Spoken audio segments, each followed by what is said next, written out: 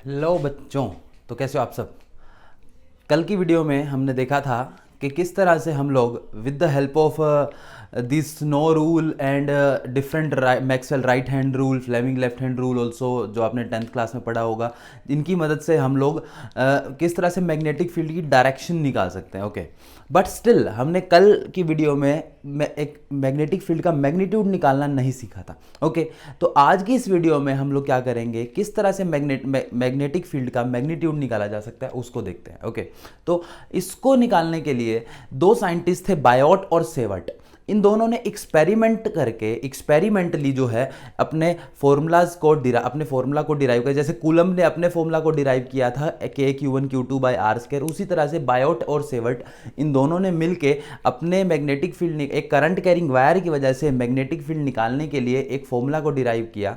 उस फॉर्मूला को बोला जाता है बायोट सेवर्ट लॉ, जो हमारी हेल्प करेगा मैग्नेटिक फील्ड निकालने के लिए। Okay, let me tell you, this is not as simple as that Coulomb's law but it is very effective. Okay, ये कूलम लॉ की तरह सिंपल तो नहीं है बट ये इफेक्टिव उतना ही है। ओके, तो देखते हैं कैसे बायोट सेवर्ट लॉ ने अपने फॉर्मूला को डिराइव करा। ओके, तो देखो, उन्होंने सबसे पहले क्या करा, एक इरेगुलर शेप की करंट कैरिंग वायर ली। ओके, तो किसी भी शेप की ये मान लो ये एक इरेगुलर शेप की उन्होंने वायर अज्यूम कर ली, जिसके अंदर से आई अमाउंट ऑफ करंट फ्लो कर रहा था। ओके, अब उन्होंने क्या करा, इस वायर के किसी एक छोटे से पार्ट को अज्यूम करा। ओके, कि भैया मैं पूरी वायर की वजह से नहीं निकाल सकता एक पॉइंट को। मान लो कि मुझे इस पी पॉइंट के ऊपर जो है निकालना है मैग्नेटिक फील्ड कितना हो रहा है इस पूरी वायर की वजह से। ओके, तो उन्होंने क्या आइडिया लगाया, उन्होंने ये बोला कि हम क्या करते हैं, एक छोटे से एलिमेंट की वजह से वायर के मैग्नेटिक फील्ड निकालते हैं। ये उन्होंने पोजीशन वेक्टर बना लिया। ओके, तो उन्होंने क्या बोला कि हम क्या करते हैं, इस पूरी वायर को छोटे छोटे पार्ट्स में डिवाइड कर लेते हैं। तो मान लेते हैं कि ये जो पार्ट है वायर का, इसको उन्होंने डीएल लेंथ का लिया। ओके, इस एलिमेंट को बोला जाता है current element. Okay, current element means कि उन्होंने पूरी वायर का करंट ना लेके एक छोटा करंट का टुकड़ा सा ले लिया एक तरह से, तो इसको करंट एलिमेंट बोलते हैं हम लोग। ओके, तो उन्होंने ये देखा कि इस करंट एलिमेंट से कितने डिस्टेंस पे आपका पॉइंट है, लेट अस अज्यूम कि वो आर डिस्टेंस के ऊपर है। ओके, और वो कितने एंगल के ऊपर है, थीटा एंगल के ऊपर है। ओके, फिर उन्होंने अपना एक्सपेरिमेंट करना स्टार्ट करा। ओके, एक्सपेरिमेंटली निकाला हुआ फॉर्मूला है ये, इसके अंदर कुछ भी आपको थ्योरेटिकल नहीं है। ओके, तो उन्होंने ये देखा कि जो magnetic field, small magnetic field at this point P, okay, that is, इसको मैं बोल देता हूं dB. Okay, let us assume कि इस एलिमेंट की वजह से जो मैग्नेटिक फील्ड पी पॉइंट पे आ रहा है वो डीबी है। ओके, तो dB is directly proportional to current. पहली बात तो ओके, मींस क्या कि जितना ज्यादा करंट होगा उतना ही ज्यादा मैग्नेटिक फील्ड होगा, डायरेक्टली प्रोपोर्शनल है। ये आपको समझ आ रहा होगा, थ्योरेटिकली भी आपको आइडिया माइंड में लग रहा होगा कि जैसे जैसे करंट बढ़ेगा वैसे वैसे मैग्नेटिक फील्ड बढ़ जाना चाहिए। तो ये दूसरा point, dB is directly proportional to the length of element. Okay, कि अगर मैं छोटा 1 मिलीमीटर का एलिमेंट लेता हूं तो मैग्नेटिक फील्ड कम, 2 मिलीमीटर का लेता हूं तो ज्यादा, 3 मिलीमीटर का लेता हूं तो और भी ज्यादा। तो therefore dB is directly proportional to the length of the element dl. Okay, दूसरा पॉइंट हो गया ये। तीसरा पॉइंट, फिर से इनवर्स स्क्वायर रूल, जैसे जैसे आर बढ़ता जा रहा है, जितना ज्यादा दूर इस पी पॉइंट को लूंगा मैं उतना मैग्नेटिक फील्ड कम होता जाएगा ना, तो dB is inversely proportional to r का स्क्वायर। तो इनवर्स स्क्वायर रूल आप देख रहे हो कि ये नेचर को बहुत ही ज्यादा पसंद है, ग्रेविटेशन में भी यूज करता है नेचर इसे कूलम्स लॉ में भी यूज करता है, और ये बायोट सेवर्ट लॉ में भी अब इसको यूज करता हुआ दिख रहा है हमें। ओके, तो ये थर्ड। लेकिन एक जो चौथा फैक्टर जो इन्होंने ढूंढा, जो कि बिल्कुल ही सबसे अलग था, जो कि ना तो कूलम्स लॉ में मिला इनको, ना ही ग्रेविटेशनल लॉ में मिला न्यूटन्स के, लेकिन तो उसका नाम है, जो उन्होंने ये देखा कि ये एंगल के ऊपर भी एक डिपेंडेंस आ रही थी। ओके, तो dB is directly proportional to sine of theta. ये चीज उन्होंने ऑब्जर्व करी नेचर के द्वारा। ओके, अब they have not asked the nature, इन्होंने नेचर से पूछा नहीं कि क्यों साइन थीटा ही, क्यों कोस थीटा क्यों नहीं। अब देखो, इन जनरली हम लोग नेचर से सिर्फ ये पूछते हैं कि हाउ, ओके, कैसे नेचर काम कर रहा है। हम लोग वी डोंट आस्क नेचर कि वो क्यों ऐसे काम कर रहा है। ओके, तो दे जस्ट आस्क्ड कि नेचर कैसे काम कर रहा है। तो उन्होंने देखा कि साइन थीटा की डिपेंडेंस आ रही थी, तो उन्होंने बोला कि वेरी गुड। तो अब इन चारों फॉर्मूलाज को उन्होंने इकट्ठे कर दिया, तो क्या बन गया आपके पास जनरल फॉर्मूला। अगर मैं लिखना चाहूं तो इनको कंबाइन करके जो फॉर्मूला आएगा उसको इन्होंने लिखा dB is directly proportional to I dl sine theta divided by are का स्क्वायर, प्रोपोर्शनल है अभी भी। ओके, अभी भी स्टिल हमें एक कांस्टेंट नहीं मिला है। ओके, तो कांस्टेंट ऑफ प्रोपोर्शनलिटी फिर इन्होंने निकालने की कोशिश करी कि भाई क्या मैं कोई कांस्टेंट ऑफ प्रोपोर्शनलिटी भी निकाल सकता हूं इसके लिए, तो यस, तो उन्होंने क्या करा कि D B is equal to mu not by 4 pi into I D L sine theta by are का स्क्वायर। ओके, ये this is the constant of proportionality. Okay, तो this is the constant of proportionality. इसकी value क्या रहती है, mu not by 4 पाई को की value होती है 10⁻⁻⁷। ओके, इसकी वैल्यू क्या आ जाएगी, tesla metre by ampere. Okay, तो 10⁻⁻⁷ इसकी वैल्यू रहती है म्यू नॉट बाय 4 पाई की। ओके, तो जैसे आपको ध्यान हो 1/4 पाई एप्सिलॉन नॉट होता था किसमें, कूलम्स लॉ में, इसमें म्यू नॉट बाय 4 पाई है। ओके, तो अगर आप देखो इसको, तो इस म्यू नॉट को हम लोग, जैसे उसको एप्सिलॉन नॉट को हम लोग इलेक्ट्रिक परमिटिविटी बोलते थे, इसको क्या बोला जाता है, इसको बोलते हैं मैग्नेटिक परमिएबिलिटी।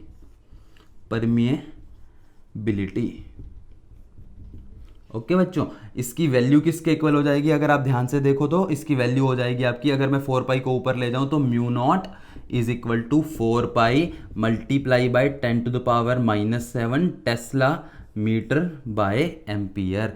तो this is the case. Okay, अब this also depends on the material medium, के बीच में मीडियम क्या है ये उसके ऊपर भी डिपेंड करती है। तो अगर मैं इस बीच में वैक्यूम अज्यूम कर रहा हूं तो मैं क्या बोल रहा हूं, जब मैं म्यू नॉट बोल रहा हूं एक्चुअल में this is called the permeability of free space, यानी कि मैंने उस टाइम पे अज्यूम किया है कि बीच में वैक्यूम है, या फिर ऑलमोस्ट एयर ही अज्यूम कर सकते हो, तो this is called the permeability of free space.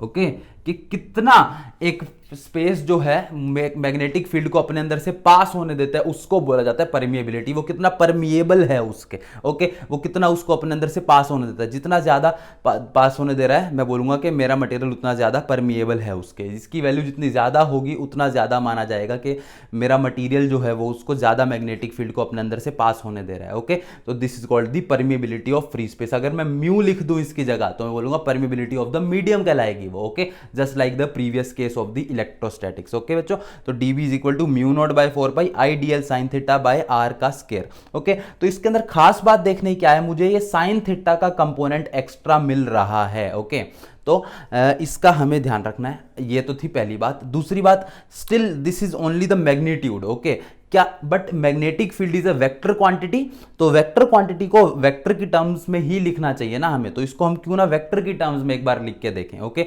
तो जल्दी से इसको रब कर लो, तो हम इसको वेक्टर फॉर्म में लिखते हैं इसको, तो जल्दी एक बार इसको नोट डाउन कर लो आप सब।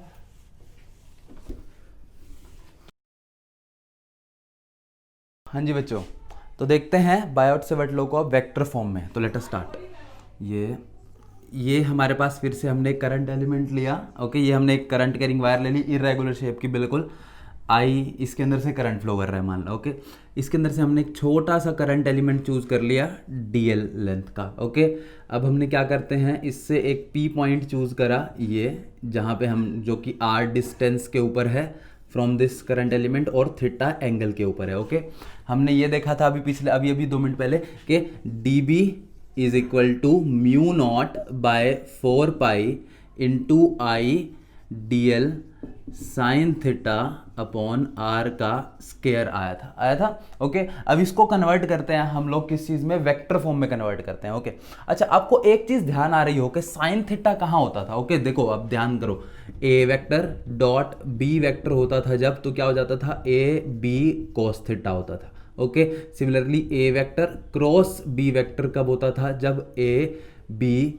Sign theta okay into n unit vector आता था इसके केस में। तो आपको ध्यान आ रहा ना, तो साइन थीटा किस में आता है, हमेशा क्रॉस प्रोडक्ट के केस में आता है, तो मुझे इसको क्रॉस प्रोडक्ट में ही तो कन्वर्ट करना है ना। ओके, तो अगर साइन थीटा आ रहा है तो क्रॉस प्रोडक्ट में कन्वर्ट होगा ये वेक्टर फॉर्म में जाके, तो लेट अस कन्वर्ट इट। तो सबसे पहले वेक्टर फॉर्म में लिखते हैं d B is equal to mu not by 4 pi into I D L sine theta by r square, तो ये रहा इनटू आर यूनिट वेक्टर लिख देते हैं हम लोग यहाँ पे। ओके, अब आर यूनिट वेक्टर है, can I write R unit vector as R vector by में it's magnitude, vector by magnitude लिख दिया मैंने, तो उसको लिख दो अब यहाँ पे d B is equal to mu not by 4 pi into I D L sine theta into r vector by are का क्यूब हो जाएगा नीचे। ओके, अब देखो dl sine theta r vector, इसको अब हम कन्वर्ट कर सकते हैं, तो देखो कैसे करेंगे convert, mu not by 4 pi into I dl cross r vector divided by are का क्यूब, ये आ गया आपका वेक्टर फॉर्म में Biot Savart law. D B is equal to mu not by 4 pi I D l cross r by are का cube, ये आपका vector form है। ओके, अब देखो इससे आप इसको यूज करके आप कैसे निकाल सकते हो मैग्नेटिक फील्ड को, देखो कैसे। ओके, सबसे पहले आपको क्या करना है, डीएल वेक्टर, जैसे देखो जब आप डायरेक्शन निकालते थे ए क्रॉस बी वेक्टर की, तो क्या करते थे, जो फर्स्ट वेक्टर है उसकी तरफ हाथ करना है, ओके, सेकंड की तरफ रोटेट करना है, जहां भी थंब पॉइंट आउट कर रहा हो वो डायरेक्शन है हमारे ए क्रॉस बी की। ओके, तो इसमें भी ऐसे ही करना है हमको, करंट की डायरेक्शन में हमारा डीएल एलिमेंट है। ओके, तो डीएल की अगर मैं पी पॉइंट पे देख रहा हूं तो dl is here. Okay, r vector इस तरफ, देखो आर वेक्टर की डायरेक्शन, तो आर वेक्टर की तरफ रोटेट करा, थंब का पॉइंट कर रहा है इनवर्ड्स। ओके, तो therefore my magnetic field is going inward.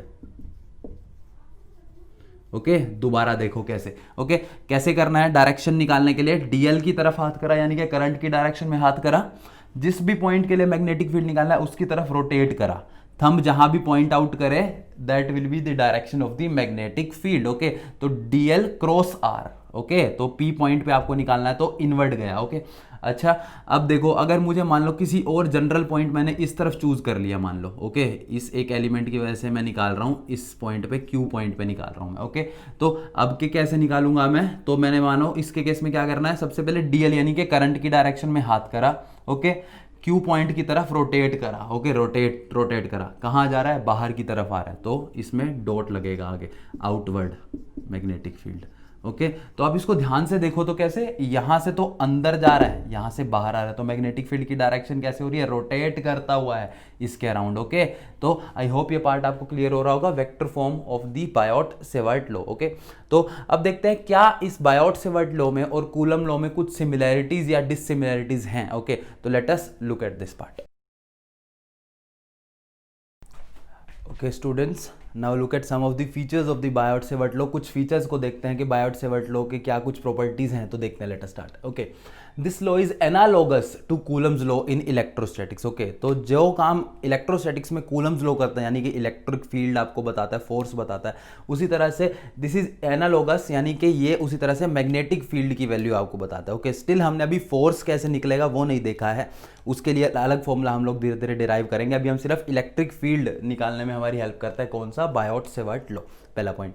दूसरा पॉइंट देखो, अब तुम ध्यान से अगर तुमने देखा होगा, ऑब्जर्व किया होगा, तुमने ये देखा होगा कि the direction of magnetic field is perpendicular to the current and position vector. देखो कैसे, ओके, करंट की डायरेक्शन ये रही, मान लो कि ये मान लेते हैं हम लोग, इस तरह से हमारा ये एक करंट कैरिंग वायर है, मैंने स्ट्रेट वाई एक्सिस में बना दी। ओके, और मुझे एक्स एक्सिस के ऊपर एक पॉइंट रखा मैंने पी। ओके, तो देखोगे अगर ध्यान से, तो करंट के भी परपेंडिकुलर है, देखो करंट की डायरेक्शन में हाथ करा और एक्स एक्सिस की तरफ रोटेट करा, तो कैसे अंदर की तरफ जा रहा है, तो कहाँ डायरेक्शन देखो तो सही, this is x axis, this is y axis, तो अंदर की डायरेक्शन क्या होगी, जेड एक्सिस ही तो होगी ना। ओके, तो देयरफॉर इन दोनों के ही तो परपेंडिकुलर होती है जेड एक्सिस, तो इसका मीनिंग क्या हुआ, the direction of magnetic field is actually perpendicular to both the current and the position vector. Okay बेटा, तो this is the second point. Third point, if theta is equal to 0 degree, magnetic field is 0. Meaning क्या है इस बात का, तो अगर हम देखें ध्यान से, तो ये अगर मान लो मेरी एक वायर है, ओके, इसके अंदर मैंने इस डायरेक्शन में करंट फ्लो करा रखा है ए से बी तक। ओके, अगर मेरे पास मैंने ये पॉइंट चूज कर लिया पी, ओके, तो अब करंट की डायरेक्शन एक्स एक्सिस है। ओके, और अगर मैं इस डीएल एलिमेंट की वजह से निकालना चाह रहा हूं, तो मैं क्या देखूंगा, पोजीशन वेक्टर ही तो देखूंगा ना, पोजीशन वेक्टर ये रहा। अब देखो पोजीशन वेक्टर आर और जो है आपका करंट एलिमेंट डीएल, इसके बीच में एंगल कितना है, थीटा की वैल्यू 0 डिग्री है, हो गया। ओके, यानी कि अगर जब भी करंट और पोजीशन वेक्टर सेम डायरेक्शन में हो आपके, उस केस में मैग्नेटिक फील्ड 0 हो जाता है। ओके, तो यानी कि आप इस तरह से वायर रखी हुई है, कोई आपसे पूछे कि इसके बिल्कुल सिर के ऊपर अगर आप निकालना चाहो मैग्नेटिक फील्ड कितना आएगा, तो वो 0 आएगा। ओके, क्योंकि वो तो रोटेट कर रहा है ना उसके अराउंड। ओके, तो देयरफॉर इसके बिल्कुल अपर साइड के ऊपर, सिर के, मेरा अगर मान लो कि मैं एक वायर हूं, मेरे सिर के ऊपर मेरे अंदर से करंट फ्लो कर रहा है, मेरे सिर के बिल्कुल ऊपर मैग्नेटिक फील्ड में निकालना चाहूं तो वो 0 आएगा। ओके बेटा, तो इन दिस वे हम लोग ने देखा कि 0 डिग्री एंगल के ऊपर मैग्नेटिक फील्ड 0 होता है। ओके, अब देखते हैं सेकंड पार्ट पे। When theta is equal to 90 degree magnetic field is maximum. देखो पुट कर दो 90 डिग्री पुट करो यहाँ पे, तो mu not by 4 pi I D l by are का स्क्वायर। साइन थीटा की मैक्सिमम वैल्यू 1 ही आ सकती है, तो therefore it will be maximum. तो यानी कि ये मेरे पास एक करंट कैरिंग वायर है, इससे बिल्कुल परपेंडिकुलर डिस्टेंस के ऊपर आर अगर मैं रख दूं, मैंने किसी एंगल के ऊपर नहीं देख रहा है, किसी और एंगल पे, सिर्फ एग्जैक्टली एक परपेंडिकुलर मैंने रख दी एक पॉइंट के ऊपर करंट से, तो मैं क्या देखूंगा, क्या पाऊंगा, वहां पे मैग्नेटिक फील्ड मैक्सिमम आ रहा है। ओके, सेकंड पॉइंट हो गया ये। थर्ड पॉइंट देखते हैं, if theta is equal to 180 degree then again magnetic field is 0। इसके लिए कुछ है ही नहीं, जब साइन 180 डिग्री की वैल्यू 0 ही तो होती है। ओके, तो इसका मीनिंग क्या हुआ फिजिकली अगर मैं देखना चाहूँ तो, ये मेरे पास एक करंट कैरिंग वायर है, करंट की डायरेक्शन तो ऊपर है, लेकिन मैं उसके बिल्कुल नीचे किसी पॉइंट के ऊपर, मान लो मैंने इस डीएल एलिमेंट से यहाँ पे मैं देखना चाह रहा हूँ आर डिस्टेंस के ऊपर कितना मैग्नेटिक फील्ड आ रहा है, तो वो कितना आएगा, 0 आएगा। ओके बेटा, तो यानी कि अगर मान लो फिर से अगेन मैं अपना एग्जांपल लेता हूँ कि मान लो कि मैं एक अगर करंट कैरिंग वायर हूँ, तो मेरे पैरों के बिल्कुल नीचे अगर मैं देखना चाहूँगा मैग्नेटिक फील्ड कितना आएगा, तो 0 है। क्यों? क्योंकि मैग्नेटिक फील्ड मेरे अराउंड। ओके बच्चों, so now let us look at some of the similarities and dissimilarities between the Biot-Savart law and Coulomb's law। इन दोनों के बीच में कुछ सिमिलैरिटीज और डिसिमिलैरिटीज हैं, उनको देखने का प्रयास करते हैं। तो देखते हैं चलो। ओके, तो ये दो सिमिलैरिटीज दे रखी हैं। क्या क्या सिमिलैरिटीज दी गई हैं? सबसे पहले कि both are long ranged forces. Okay, दोनों के दोनों फोर्सेज जो है वो लॉन्ग रेंज्ड फोर्सेज हैं। ओके, क्यों? क्योंकि दोनों के दोनों इनवर्स स्क्वायर लॉ को फॉलो करते हैं, 1/r² को, पहला पॉइंट। दूसरा point, both of them follow the superposition principle. इसका मीनिंग सुपरपोजिशन प्रिंसिपल आपको ध्यान हो तो क्या था? सुपरपोजिशन प्रिंसिपल ये था कि भाई जैसे मान लो कि मुझे ये एक पॉइंट के ऊपर जो है ना मैग्नेटिक फील्ड निकालना है, तो इसका मतलब क्या है कि मैं इसकी वजह से मैग्नेटिक फील्ड निकालूं और दूसरे की वजह से मैग्नेटिक फील्ड निकालूं, दोनों का वेक्टर सम कर दूं, वो टोटल मैग्नेटिक फील्ड हो जाएगा। This is the superposition principal. Okay, तो दोनों के दोनों सुपरपोजिशन प्रिंसिपल को भी फॉलो करते हैं। तो these are the similarities between them. Okay, अब आता है डिसिमिलैरिटीज पे। ओके, तो इसको ध्यान से देखना है, बहुत इंपॉर्टेंट डिसिमिलैरिटीज हैं कि ये पूछी जाती हैं। Electric field is produced by a scalar source, यानी कि देखो अगर मेरे पास इलेक्ट्रिक फील्ड होता है तो वो एक स्केलर सोर्स यानी कि चार्ज से प्रोड्यूस होता है। ओके, लेकिन यही अगर बात करूं मैं एक मैग्नेटिक फील्ड की, तो वो एक वेक्टर सोर्स यानी कि आईडीएल से, जैसे ये मेरे पास एक करंट कैरिंग वायर है, तो उसके अंदर एक आईडीएल वेक्टर सोर्स है, उसकी एक डायरेक्शन है अपनी। ओके, तो ये एक वेक्टर सोर्स प्रोड्यूस करता है। तो this is the one of the dissimilarity. Okay, दूसरी डिसिमिलैरिटी पे आते हैं इसके। तो electrostatic field is along the position vector. अब देखो कि ये मेरे पास एक पॉजिटिव चार्ज है। ओके, ये मेरे पास एक पॉजिटिव चार्ज है, इससे अगर मुझे r डिस्टेंस, इस पॉइंट के ऊपर r डिस्टेंस के ऊपर निकालना है, तो इलेक्ट्रिक फील्ड की डायरेक्शन इसी के अलोंग रहेगी, पोजीशन वेक्टर के अलोंग। ओके, लेकिन यही अगर मैग्नेटिक फील्ड की बात करूं तो वो तो परपेंडिकुलर हो जाता है। देखो फिर से कैसे, कि अगर मैं इस r डिस्टेंस के ऊपर निकाल रहा हूं मैग्नेटिक फील्ड, तो वो इसके परपेंडिकुलर अंदर dl क्रॉस r यानी कि अंदर की तरफ जाएगा। ओके, तो therefore it is perpendicular to the position vector. तो ये था फोर्थ पॉइंट। अब आता है फिफ्थ पॉइंट पे कि बायोट-सेवर्ट लॉ में एक एंगल की डिपेंडेंस है, लेकिन कूलम्स लॉ में ऐसी कोई एंगल की डिपेंडेंस नहीं है। आपने पढ़ा है mu not by 4 pi I dl sine theta by r²। Okay, लेकिन कूलम लॉ में E is equal to kq by r², तो कोई एंगल की डिपेंडेंस नहीं है। तो इसका मीनिंग क्या है कि जैसे अगर मेरे पास ये एक पॉजिटिव चार्ज है, तो पॉजिटिव चार्ज से अगर r डिस्टेंस के ऊपर, चाहे मैं ऊपर लूँ, लेफ्ट लूँ, राइट लूँ, दाएं लूँ, बाएं लूँ, आगे पीछे कहीं मर्जी ले लूँ, r डिस्टेंस अगर सेम है तो मैग्नेटिक फील्ड सेम ही आएगा हर जगह। ओके, इलेक्ट्रिक फील्ड सेम ही आएगा हर जगह, सॉरी। लेकिन अगर मैग्नेटिक फील्ड की बात करूँ तो मेरे पास ये एक वायर है, r डिस्टेंस पे अगर परपेंडिकुलर ले रहा हूँ तो कुछ और आ रहा है, मैक्सिमम आ रहा है। r डिस्टेंस पे इधर ले रहा हूँ तो कुछ और आ रहा है, इधर ले रहा हूँ तो कुछ और आ रहा है। तो मतलब डिस एंगल के ऊपर डिपेंडेंस है। ओके, नीचे लेता हूँ तो कुछ और, ऊपर लेता हूँ तो कुछ और। ओके, तो देयरफॉर इस तरह से हमारे को एक एंगल की डिपेंडेंस भी मिलती है। ओके, तो अब बढ़ते हैं आगे की तरफ। इसके अंदर हम कुछ इसकी एप्लीकेशंस देखेंगे। ओके, और परमिटिविटी और परमेबिलिटी में एक छोटा सा रिलेशन है, उसको देखने की कोशिश करते हैं। तो लेट अस स्टार्ट। ओके बच्चों, तो देखते हैं परमिटिविटी और परमेबिलिटी में क्या रिलेशन है। Late us start. ओके, तो एक बार आप इनको मल्टीप्लाई करो कि mu not multiply epsilon naught. Okay okay, what, अब मैं क्या करता हूँ, इसको 4 पाई से मल्टीप्लाई कर देता हूँ, 4 पाई से डिवाइड कर देता हूँ। ओके, तो 4 पाई एप्सिलॉन नॉट को उसके साथ रख देता हूँ। Okay, multiply by mu not by 4 pi. देखो आपके पास ये ऐसे रिलेशन आपके पास है ना, म्यू नॉट बाय 4 पाई की वैल्यू पता है आपको, 1/4 पाई एप्सिलॉन नॉट की वैल्यू भी पता है। ओके, तो आप इसकी वैल्यू को पुट कर सकते हैं। तो 1/4 पाई एप्सिलॉन नॉट की वैल्यू होती है 9 × 10⁹ ओके, तो 9 × 10 की पावर 9 आ गया। ओके, म्यू नॉट बाय 4 पाई की वैल्यू होती है कितनी, 10 की पावर -7। ओके, तो अच्छा, जब हमने इनकी यूनिट्स को भी मल्टीप्लाई करा तब हमारे पास जो है ना ये metre square by second square आया। Okay, metre square by second square, आप इसको कैलकुलेट करके देख सकते हो, metre square by second square ही आएगा। Okay, sorry, metre this second, yes, this में m की पावर -2 s की पावर 2 ये आया। ओके, तो अब इसको आप सोल्व करेंगे जब, तो आपके पास क्या आ जाएगा, 1 में 9 × 10⁻16 metre square by second square में इसको नीचे ले आता हूँ। ओके, तो अब आप इसको ध्यान से देखो तो दिस इज नथिंग बट 1/3 × 10⁸ का स्क्वायर।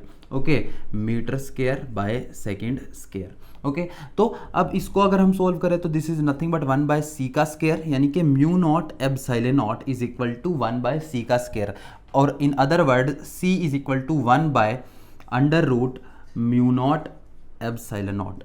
ओके, तो जब ये रिलेशन लोगों को मिला तो उनके दिमाग में ये आया कि हो ना हो कहीं ना कहीं लाइट का इलेक्ट्रिसिटी और मैग्नेटिज्म से कुछ ना कुछ रिलेशन है। ओके, और इसी एक रिलेशन की वजह से जो है आगे जाके लोगों ने जो है इसको और परस्यू करने की कोशिश करे। तो मैक्सवेल नाम के एक साइंटिस्ट थे, उन्होंने जो है ये बताया कि light is nothing but a manifestation of electricity and magnetism. Okay, आप आगे वाले चैप्टर ऑप्टिक्स में आप लोग समझेंगे कैसे लाइट जो है is also a type of the electromagnetic wave. Okay, तो ये है हमारा relation between permittivity and permeability. तो speed of light is equal to 1/√μ naught epsilon naught. Okay, तो this is speed of light in vacuum, क्योंकि ये vacuum के लिए कॉन्स्टेंट्स है। ओके, अगर मेरा कोई मीडियम होता तो मीडियम के अंदर अगर मैं बात करूं तो v is equal to 1/√μ epsilon. Okay, तो यानी कि आपको अगर उस मीडियम के अंदर स्पीड ऑफ लाइट निकालने है तो आपको क्या करना है, बस कुछ नहीं करना, आपको बस ये निकालना है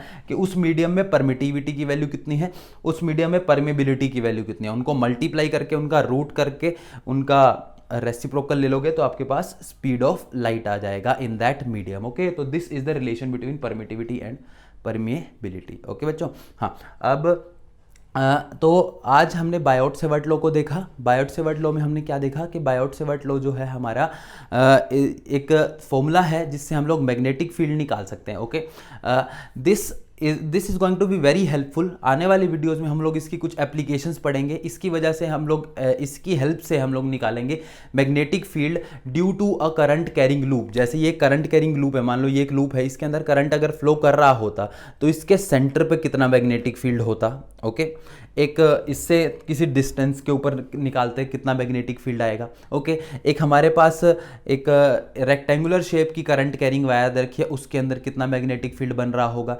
एक लॉन्ग करंट कैरिंग वायर है, उसकी वजह से कितना मैग्नेटिक फील्ड आएगा। तो कई सारे एप्लीकेशंस हम लोग बायोट-सेवर्ट लॉ के आने वाले टाइम में पढ़ेंगे और इनके न्यूमेरिकल्स को भी ट्राई करेंगे। ओके, तब तक के लिए आप इस बायोट-सेवर्ट लॉ को ट्राई करो, इसके न्यूमेरिकल्स को ट्राई करो साथ में आप लोग, और कोई भी प्रॉब्लम आती है तो कमेंट सेक्शन में पूछो, बहुत ही ईजी चैप्टर है, हो जाएगा। Thank you very much.